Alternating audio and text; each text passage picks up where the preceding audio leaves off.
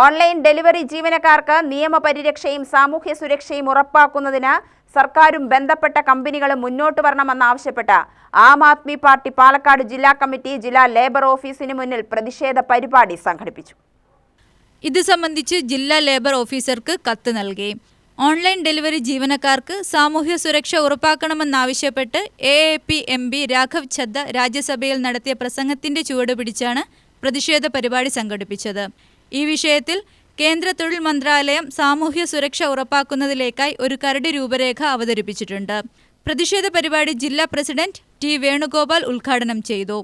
തൊഴിലാളിക്ക് ഒരു തരത്തിലുള്ള നിയമപരിരക്ഷയുമില്ല, തൊഴിലാളിക്ക് സുരക്ഷയില്ല, തൊഴിലാളിക്ക് ഇൻഷുറൻസ് ഇല്ല, പെൻഷനില്ല. അങ്ങനെ കാലാകാലങ്ങളായി അവർ വർക്ക് ചെയ്തുകൊണ്ടിരിക്കുകയാണ്. ആ ഒരു മേഖലയിൽ ഈ തൊഴിലാളികൾ പൂർണ്ണമായി അവഗണിക്കപ്പെടുന്ന ഒരു സാഹചര്യമാണ്. അതിന് ഒരു പരിഹാരമാണ് യഥാർത്ഥത്തിൽ ഇപ്പോൾ ഉണ്ടായി വരുന്നത്. ആം ആദ്മി പാർട്ടിയുടെ MP ശ്രീ രാഘവ ചഡ്ഡ ശക്തമായി രാജ്യസഭയിൽ ഓൺലൈൻ തൊഴിലാളികളുടെ വിഷയം അവതരിപ്പിക്കുകയും അതൊരു വലിയ തോതിൽ സമൂഹത്തിൽ ചർച്ചയാവുകയും ചെയ്തത്.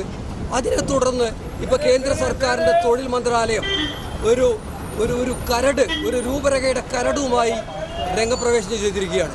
പാലക്കാട് നിയോജക മണ്ഡലം പ്രസിഡന്റ് ഉദയൻ സുകുമാരൻ അധ്യക്ഷനായി. മുനീർ കാശാമുഖ്, ജോഷി ജോർജ് എന്നിവർ പ്രസംഗിച്ചു. UTV news, Palakkad.